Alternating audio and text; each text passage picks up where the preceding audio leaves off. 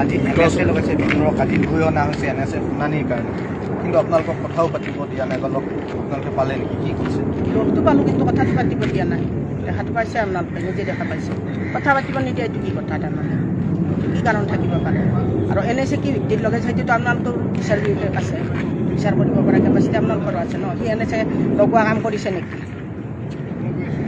লগাই দিছে। সেইটো নিজৰ মৰ্জি, তেনেকৈ ক'ব লাগিব।